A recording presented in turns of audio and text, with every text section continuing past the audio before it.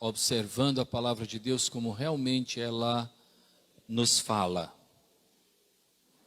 Hebreus capítulo 10, de 10 a 18. Assim diz a palavra de Deus. Nessa vontade é que temos sido santificados, mediante a oferta do corpo de Jesus Cristo, uma vez por todas. Ora, todo sacerdote se apresenta dia após dia a exercer o serviço sagrado e a oferecer muitas vezes os mesmos sacrifícios, que nunca, jamais podem remover pecados. Jesus, porém, tendo oferecido para sempre um único sacrifício pelos pecados, assentou-se à destra de Deus, aguardando daí em diante, até que os seus inimigos sejam postos por estrado dos seus pés. Porque, com uma única oferta, aperfeiçoou para sempre quantos estão sendo santificados. E disto nos dá testemunho também o Espírito Santo, porquanto, após ter dito, esta é a aliança que farei com eles, depois daqueles dias, diz o Senhor, porei no seu coração as minhas leis, e sobre a sua mente as inscreverei. Acrescenta, também de nenhum modo me lembrarei dos seus pecados e das suas iniquidades para sempre. Ora, onde há remissão destes, já não há oferta pelo pecado. Amém. Amém. Soberano Deus, nosso Pai, nós estamos diante da Tua palavra e pedimos a Ti, Senhor, a assistência do Teu Espírito, Pai, para que possamos bem compreendê-la neste dia. Se conosco, esvazia-nos de nós mesmos e enche-nos com o Teu Espírito, Pai. Senhor, que haja sensibilidade em nossos ouvidos, para que possamos ouvir a Tua palavra neste dia. Assim nós oramos, no nome do Senhor Jesus. Amém. Amém.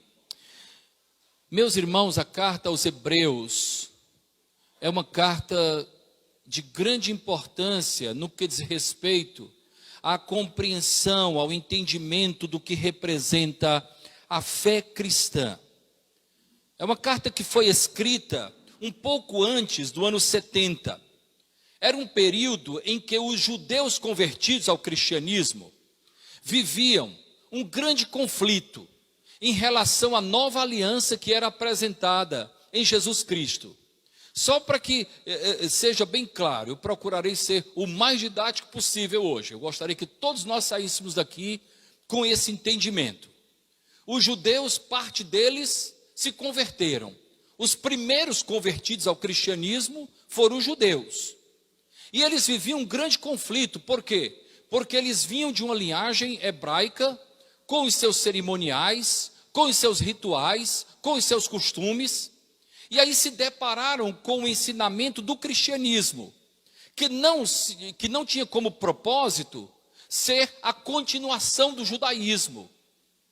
Apesar de vir do judaísmo, o cristianismo não é continuação do judaísmo. O Senhor Jesus Cristo, quando faz aquela comparação do vinho novo em odres velhos, ele deixa muito claro isso. E ele faz a comparação da seguinte forma: se colocar um vinho novo em um odre velho, o odre velho vai romper e vai perder todo o vinho. A comparação que Jesus fazia era justamente o odre velho como sendo a velha aliança defendida pelos judeus. Na verdade, Jesus então estava dizendo, é necessário um vinho novo e um odre novo. Nisso, Cristo estava ensinando que o cristianismo é algo novo. É necessário nascer de novo. Então, o cristianismo não era somente a continuação melhorada do judaísmo. O cristianismo é a boa nova, é o evangelho da graça do Senhor Jesus. Voltando então à questão dos hebreus, a carta foi escrita quando os cristãos que tinham se convertido, os judeus que tinham se convertido ao cristianismo, viviam, tá, esse conflito, porque estavam diante da nova aliança que é o Senhor Jesus Cristo. E eles eram acostumados a viverem a velha aliança.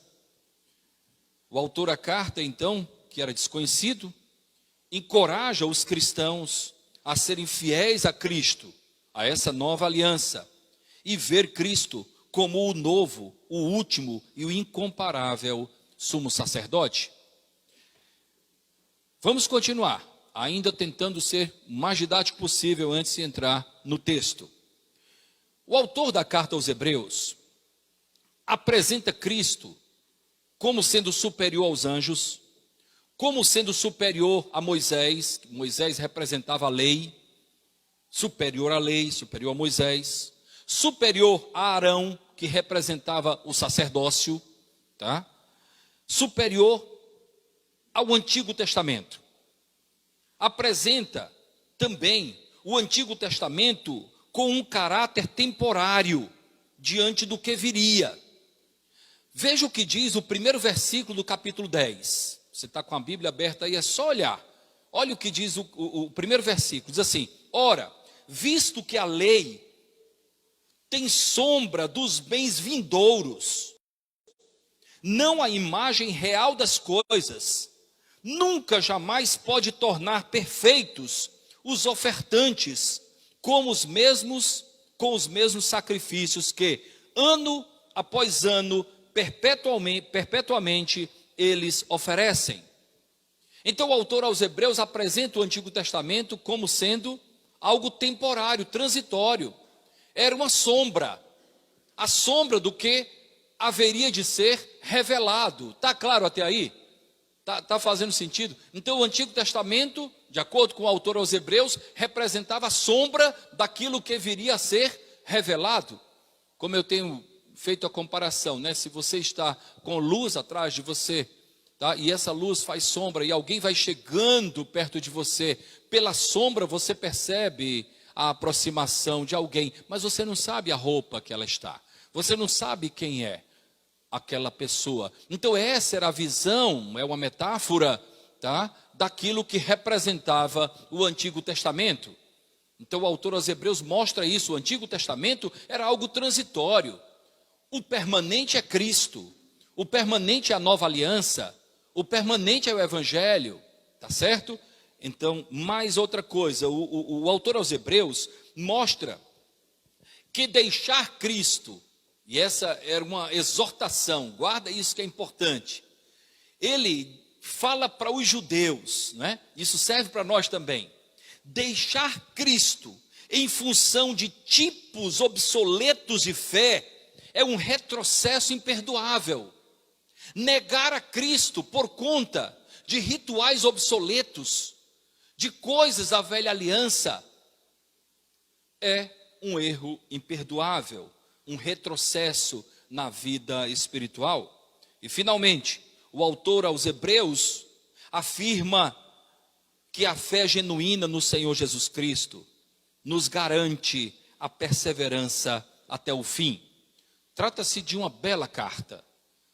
Trata-se de uma carta com muitas mensagens para o nosso viver. Nós vamos observar o texto que nós lemos. E rapidamente eu posso fazer uma releitura para que nós possamos assimilar esse conteúdo tão belo do texto e em seguida nós apresentaremos algumas aplicações para a nossa vida. O texto diz, veja bem, eu vou já lendo e trazendo algum tipo de esclarecimento. Nessa vontade é que temos sido santificados, mediante a oferta do corpo de Jesus Cristo, uma vez por todas.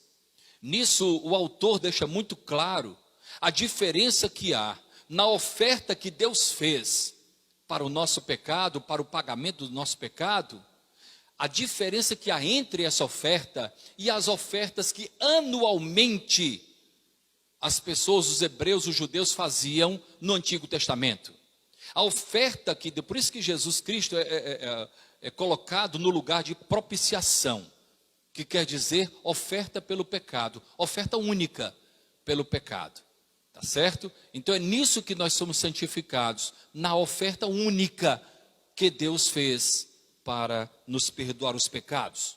Versículo 11, ele continua: ora, todo sacerdote se apresenta dia após dia a exercer o serviço sagrado e a oferecer muitas vezes os mesmos sacrifícios, que nunca, jamais podem remover pecados. Percebe isso? O autor então faz a comparação. É diferente dos sacerdotes que dia após dia se sacrificam. E todo esse esforço, todo esse sacrifício, jamais vai gerar justificação, jamais vai gerar perdão, jamais gerará salvação. Sacrifício vão. Versículo 12. Jesus, porém, tendo oferecido para sempre um único sacrifício pelos pecados, assentou-se à destra de Deus. Essa ideia é muito importante, porque primeiramente mostra a suficiência do sacrifício de Cristo. E depois, o assentar-se à destra de Deus tem um simbolismo, como quem diz assim: missão cumprida. Missão cumprida. Posso voltar ao meu local de origem com a missão cumprida. O sacrifício de Cristo, então, é a missão que foi cumprida.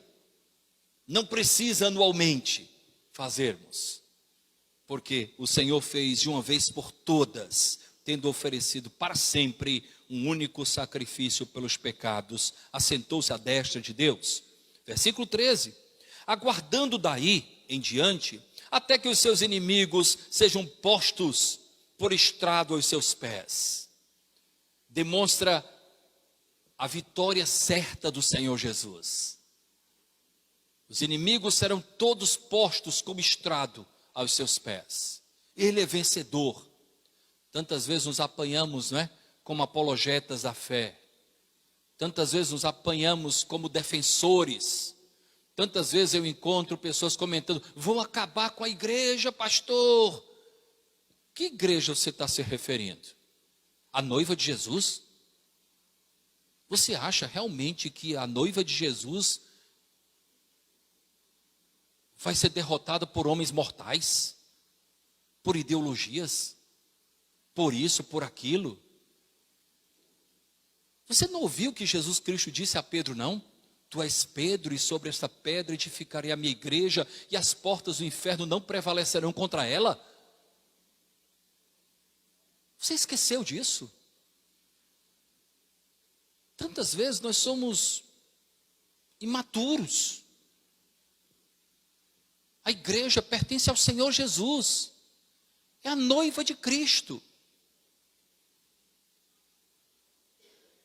Durante a semana eu tive que falar com um colega que equivocadamente colocava a igreja como se fosse um segmento qualquer, associando ao contexto político. Dizia assim: os médicos estão com esse, os professores estão com esse, e as igrejas estão com aquele. Eu falei: não estou entendendo. Que igreja você está falando? Porque a igreja que o Senhor me confiou para pastorear, que é parte da igreja do Senhor Jesus, o corpo de Cristo, lá tem pessoas desses segmentos que você falou aí. A igreja não é um grupo qualquer. A igreja é o corpo de Cristo, é a noiva de Cristo. A igreja é mantida e sustentada pelo Senhor Jesus. A igreja, ela é sustentada pelo poder que há em Deus. Não é por mim nem por você. Quanta pretensão! Ela não é um segmento qualquer. É uma instituição espiritual. E é Deus quem nos sustenta dia após dia. Não coloquem a igreja como sendo um segmento. O grupo de professores, o grupo de médicos, o grupo de advogados e o grupo da igreja. Que conversa é essa? A igreja é o corpo de Cristo. O Senhor Jesus é mais que vencedor. Ele está aguardando que os seus inimigos se coloquem na condição de estrados para os seus pés. Versículo 14. Porque com uma única oferta, aperfeiçoou para sempre quantos estão sendo santificados. Uma única oferta. Você parou para pensar que as coisas de Deus não são cumulativas? Não acumulam, não precisa. Adão e Eva precisaram de quantos pecados para serem expulsos do paraíso? Um único. Bastou um.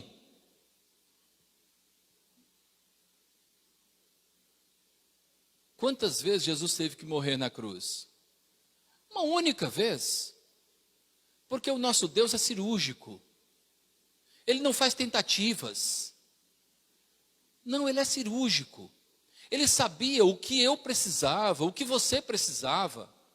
Ele sabia o que de fato iria resolver a minha situação e a sua diante de Deus. Ele é cirúrgico. Ele não faz tentativas e mais tentativas até acertar. Não.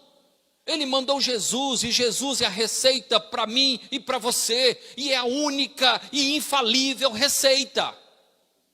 O problema é que tantas vezes nós achamos muito simples. É só isso? Eu comentei alguns domingos aqui, que uma entrevistadora perguntou a John Stott, né? Isso tem marcado muito a minha vida, viu? Perguntou a John Stott. John Stott, para quem não sabe, foi o maior teólogo contemporâneo que nós tivemos até a década de 80, né? Porque ele faleceu no início da de 90. John Stott era capelão honorário da rainha Elizabeth, para você ter uma ideia da grandeza desse teólogo cristão. E ele era um homem muito simples. Quando eu estudei no seminário no Recife, nós tivemos a oportunidade de receber John Stott. Ele esteve lá e passou uma semana pregando para nós. E uma entrevistadora chegou para John Stott e perguntou qual era o segredo da vida piedosa que ele tinha. Ele disse assim: o segredo da minha vida piedosa é que eu oro, leio a minha Bíblia e frequento regularmente a igreja. Só isso, doutor Stott? É suficiente, mas é porque nós achamos pouco, nós agimos tantas vezes como Naamã. Tem rios muito mais bonitos aqui na Síria. Por que eu tenho que ir até o Jordão para mergulhar 7 vezes? Porque essa era a vontade de Deus. E Naamã tinha lepra. Até que ele se dobrou. E ao mergulhar 7 vezes ele foi curado. Tantas vezes nós achamos que a solução vem de coisas que vão muito além. O Senhor revelou as suas coisas, os seus mistérios, àqueles que são indoutos, àqueles que são considerados loucos, para confundir aqueles que se julgam sábios. Sem tomar muito tempo de vocês, mas eu me lembrei de algo real. Nós temos um parente distante, parente da minha mãe, que mora em João Pessoa. Tá? Ele é um médico. O nome dele é Valdir Lucena. E o Valdir Lucena tem uma história interessante. Ele tinha muita vontade, quando ele saiu da Paraíba, né? E foi fazer a residência no Rio de Janeiro. E a vontade dele, preste atenção, a vontade de Valdir Lucena era trabalhar no Maracanã. Trabalhar no Maracanã. Ele via antigamente, passava aqueles jogos na TV e tinha lá Suderge, né? Suderge, que era superintendente, e tinha os médicos que trabalhavam lá. E ele dizia a vontade dele. Então ele falou com um político lá da Paraíba, que entrou em contato com um político do Rio, e ele falou com tantas pessoas, tentando conseguir uma oportunidade para trabalhar no Maracanã. Era o sonho dele. Paraibano, né? Via aquela coisa bonita, o Maracanã, eu quero trabalhar no Maracanã. E nada dava certo. Ele ia, pedia favor, ia em busca dos poderosos. E um dia ele foi para uma cruzada evangelística lá no Maracanã. Ele era crente, ainda continua, acredito. E o Billy Graham foi pregar no Maracanã, anos 70. E ele ficou lá, e quando terminou, ele ficou olhando para o Maracanã. E ele viu uma senhora que vendia cocada. E aquela senhora disse assim, olha, quer uma cocada? Ainda tem. Aí ele falou, eu quero. Aí ela chegou para ele e falou assim, por que você está olhando aí? Tanto tempo você está aí. Ele disse, não, é porque o meu sonho era trabalhar no Maracanã. E eu fico olhando aqui, todo mundo já estava indo embora, estava quase vazio. Aí ela falou assim, você quer trabalhar no Maracanã, é? Você é o quê? Diz, eu sou médico, estou fazendo residência. O meu sonho é trabalhar aqui. Aí falou assim, então tá, deixa eu te dar um papelzinho aqui. Telefona para esse número aqui, que você vai conseguir. Ele, absurdo. Diga que foi a dona Maria da Cocada que recomendou o senhor para trabalhar no Maracanã. Estranhou. Mas ele chegou a segunda-feira, eu ligo, será que quando ligou, atendeu uma secretária que passou para um homem que era responsável. Quando passou para esse homem, eu já estava esperando a sua ligação. Você é o homem lá que a dona Maria da Cocada recomendou, né? Eu falei assim, será que é trote? Pode vir aqui, vem aqui para conversar, traga os seus documentos. E ele um tanto incrédulo, mas foi. Quando chegou lá, era realmente o homem que era responsável, né, pela colocação dos médicos lá no Maracanã. E disse assim, deixa eu lhe falar uma coisa. Há mais de 10 anos, essa senhora me serve cocadas. A minha esposa é louca pela cocada dela. E a minha esposa nunca sequer quis conhecê-la. Como é que eu ia negar um pedido da dona Maria da Cocada? E ele trabalhou no Maracanã. Às vezes a gente pensa que as coisas só virão se nós formos em busca de algo sofisticado. Deus tem seus caminhos e nos surpreende ao longo da vida com coisas que estão diante de nós e nós nem percebemos. O nosso Senhor, a receita infalível é o Evangelho. A receita infalível para a sua família é o Evangelho. Eu só tenho essa receita. E ao longo da minha vida ela tem surtido efeito. Essa é a única receita que tenho. Porque com uma única oferta, Deus não tem plano B. Ele é pontual, é cirúrgico. Aperfeiçoou para sempre. Quantos estão sendo santificados? Versículo 15. E disso, ou disto, nos dá testemunho também o Espírito Santo. Porque após ter dito, e aí ele menciona o texto de Jeremias capítulo 33, 31, versículo de 33 a 34. Esta é a aliança que farei com eles. Depois daqueles dias, diz o Senhor, porei no seu coração as minhas leis, e sobre a sua mente as inscreverei. Acrescenta ainda, também, de nenhum modo, me lembrarei dos seus pecados e das suas iniquidades para sempre. E finalmente, versículo 18, ora, onde há remissão destes, já não há oferta pelo pecado. Se já houve a remissão dos pecados, para que fazer oferta pelo pecado? Eu não preciso me aproximar de Deus para ser salvo, porque isso o Senhor já fez por mim. Eu preciso me aproximar de Deus para me identificar com Ele, para me parecer com Jesus, para me identificar com o Pai, para como filho, alguém poder olhar para mim e dizer assim, de fato você se parece com o Pai, enquanto filho. Esse é o objetivo. Eu não me sacrifico para ser salvo, porque isso Jesus já fez por mim. A salvação é pela graça, que quer dizer favor não merecido. Após a salvação segue-se esse processo de santificação, que nada mais é que o processo de nós nos identificarmos com o Senhor Jesus. Estamos sendo formados à sua imagem. Estamos sendo trabalhados à sua imagem. Eu gostaria de destacar algumas coisas para o nosso crescimento. Algumas delas até acabei já antecipando, mas como a moda é o spoiler, né?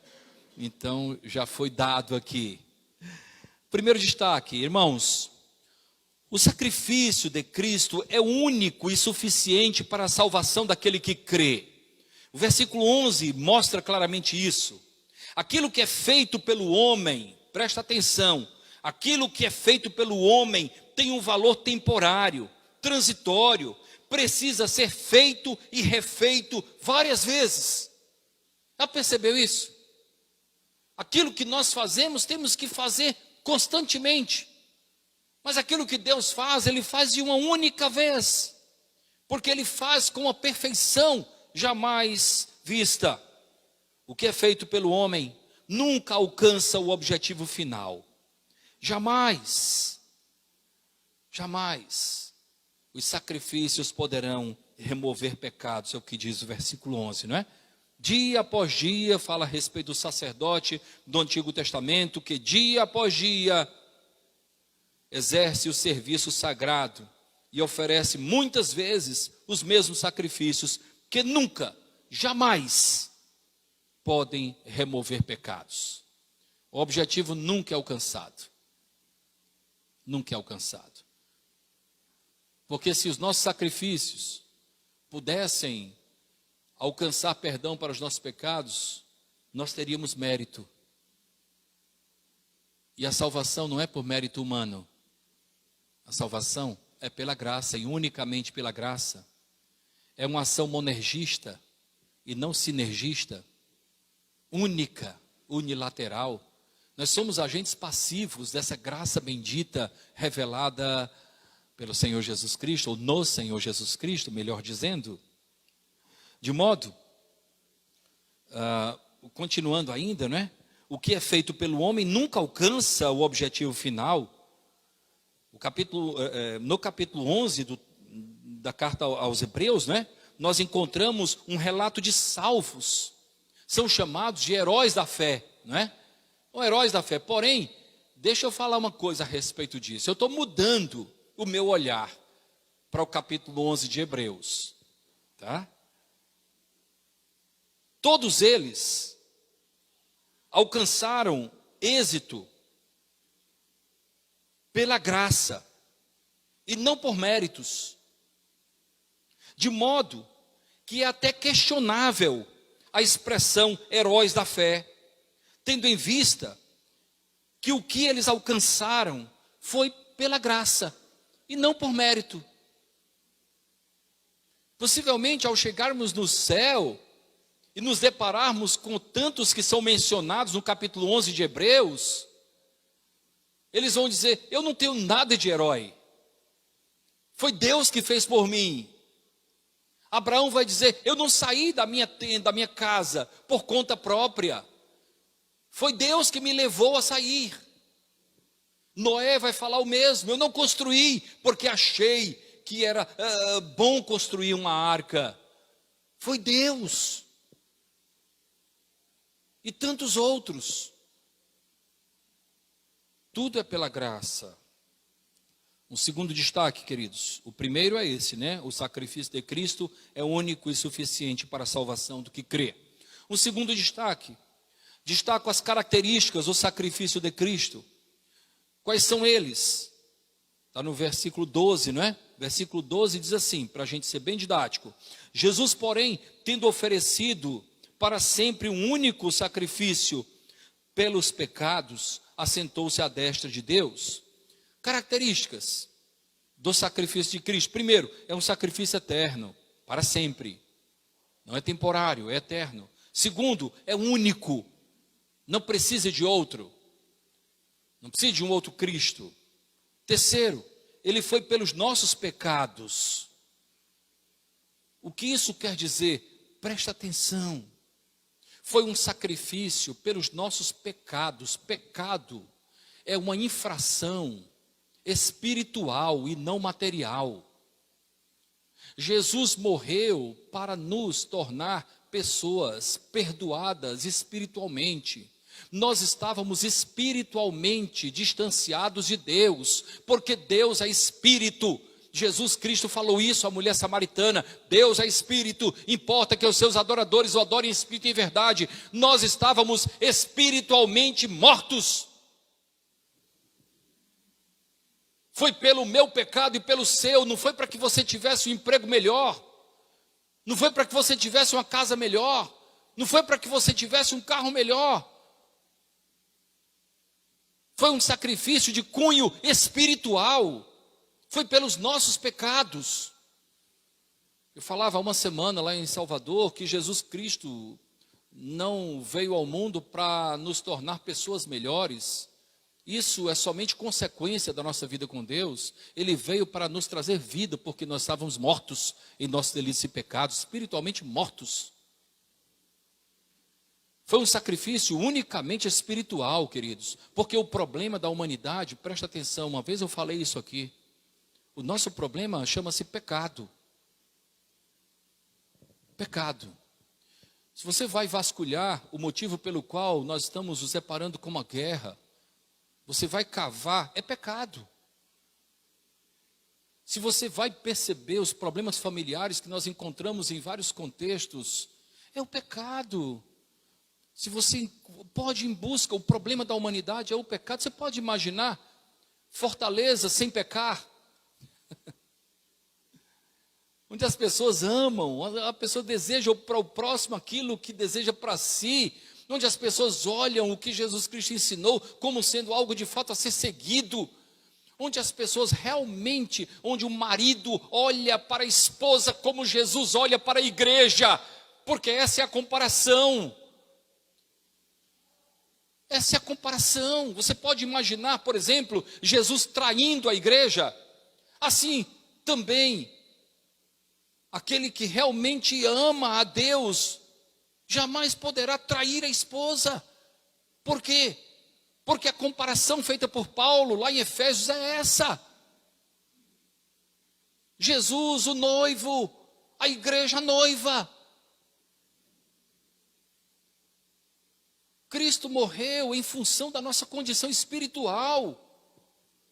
Não foi para que nós tivéssemos uma vida melhor aqui neste mundo transitório, passageiro. Não. O sacrifício de Cristo tem valor eterno. Foi espiritual. E finalmente, a última característica do sacrifício de Cristo é que foi finalizado com êxito. Terminou. O serviço foi cumprido. Lá em Efésios, capítulo 5, versículo 2, nós encontramos o seguinte. Vou ler rapidinho aqui. E andai em amor, como também Cristo nos amou e se entregou a si mesmo por nós, como oferta e sacrifício em aroma suave. Ele finalizou a sua missão. A sua oferta chegou às narinas de Deus como um aroma suave, porque foi um sacrifício finalizado com êxito. Terceiro destaque, a morte de Cristo o colocou em um lugar de vitória incontestável. Incontestável, versículo 13 mostra isso, e nós falamos agora há pouco, aguardando daí em diante até que os seus inimigos sejam postos por estrado aos seus pés. Jesus não precisa de defesa humana, irmãos. Ele não precisa que eu ande por aí querendo defendê-lo. Ao contrário disso, ele até repreendeu que assim o fez. Quando ele estava sendo preso, né? E aí Pedro tomou a espada de um soldado chamado Malco e cortou a orelha de Malco. O que foi que Jesus Cristo fez? É isso mesmo, me dá outra espada aí, vamos matar todo mundo. Foi assim? Não. Jesus foi lá, curou a orelha de Malco e repreendeu Pedro. Disse, não, é chegada a hora. Então Jesus é mais que vencedor. Não pense que Jesus precisa da nossa defesa, ele precisa da nossa fidelidade. Ele precisa do nosso amor. Ele precisa do nosso compromisso. Porque ele conta conosco como testemunhas suas ao longo da vida. E não militantes, apologetas, que estão dispostos a matar por Jesus. Quem leu a história das cruzadas sabe quanto equívoco houve em nome de Deus. Mulheres violentadas, crianças mortas, aldeias queimadas, em nome de Deus. Nada disso certamente agradou a Deus. É necessário termos maturidade. A morte de Cristo já o colocou em um lugar de vitória incontestável. Ele é vitorioso. Caminhando aqui. Um quarto destaque. Cristo veio aperfeiçoar a criação do Deus Pai. O versículo 14 mostra isso. Porque com uma única oferta aperfeiçoou para sempre quantos estão sendo santificados. Ele veio então aperfeiçoar. O que quer dizer aperfeiçoar? A palavra perfeito do original grego é teleios, que quer dizer completo. Ele veio então completar, ele veio levar ao fim, ele veio cumprir, ele veio de fato aperfeiçoar a minha vida e a sua. Há tantos quantos creem. Jesus então está nos aperfeiçoando, porque nós estamos sendo formados à sua imagem. O pecado maculou a criação de Deus, nós somos criados à imagem de Deus. O pecado nos afastou de Deus, e quanto mais distantes de Deus, menos nós nos parecemos com Ele. Cristo veio trazer de volta a presença do Criador. Por isso é que ele mesmo disse na casa de Zaqueu: o Filho do Homem veio buscar e salvar o que se havia perdido. Perdido, nós não nos parecemos com Deus, com o Pai. Longe. Uma quinta e penúltima aplicação, irmãos, ou destaque. O profeta Jeremias falava acerca da aliança futura. Os versículos 15 a 17 mostram isso. E deixa eu falar duas coisas importantes somente, para não me ser muito demorados, né? Primeiro, o profeta Jeremias, e o autor menciona isso nesses versículos 16, de 15 a 17. Primeiro ele fala da aliança de fé. Tá? E ao falar da aliança de fé, versículo 16, ele diz: esta é a aliança que farei com eles. Depois daqueles dias, diz o Senhor, porei no seu coração as minhas leis. Por que no coração? Por que no coração? O que diz a Bíblia sobre isso? A Bíblia diz que é com o coração que se crê para a justiça. É com o coração que se crê. Eu porei, portanto, no coração, para que isso possa gerar fé, para que isso possa gerar crença verdadeira. É no coração que eu porei as minhas leis, não é? E depois ele continua dizendo: e sobre a sua mente as inscreverei, para dar compreensão. Com a mente nós passamos a compreender. Preste atenção, com o coração se crê, com o entendimento nós compreendemos, não é? A coisa começa a fazer sentido quando nós temos a perspectiva, o olhar, a ótica, o prisma, o ângulo da graça de Deus sobre a nossa vida. Aí há a compreensão. Não somos meros papagaios que repetimos somente as coisas. Nós compreendemos que de fato Deus nos amou a ponto de entregar o seu Filho. Há uma compreensão daquilo que o Senhor fez. Por quê? Porque o Senhor coloca na nossa mente tal compreensão. É, portanto, uma aliança de fé, porque Ele escreve no coração que gera fé e nos dá o entendimento, a compreensão em nossa mente. É também uma aliança de perdão. Versículo 17 diz: também de nenhum modo me lembrarei dos seus pecados e das suas iniquidades para sempre. É uma aliança de perdão. Aliança de perdão incondicional. O hebreu precisava compreender isso. O hebreu precisava compreender que a velha aliança era obsoleta, que a nova aliança era a revelação do plano maior de Deus para a humanidade. Amém? Último destaque. Versículo 18. Ora, onde há remissão destes, né, dos pecados, já não há oferta pelo pecado. Meus irmãos, os remidos, guarda isso. Os remidos não estão sujeitos a ofertas ou sacrifícios para justificação. Não precisa. É vão. É vão. Os sacrifícios, quando nós assim fazemos, nós estamos de alguma forma tirando crédito da morte de Cristo, que é suficiente. O apóstolo Paulo, escrevendo aos Romanos, no capítulo 5, versículo 1, diz assim, e eu quero concluir com isso: justificados, pois, pela fé, não por obras, não por sacrifícios, justificados, pois, pela fé, nós temos paz com Deus. O que me tirava a paz com Deus eram os meus pecados, que foram justificados na cruz do Calvário, pelo sangue vertido lá no Calvário.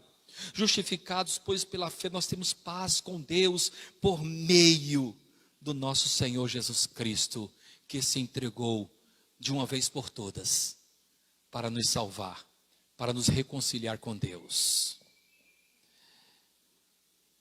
Eu acredito que esse texto sintetiza o Evangelho da Graça.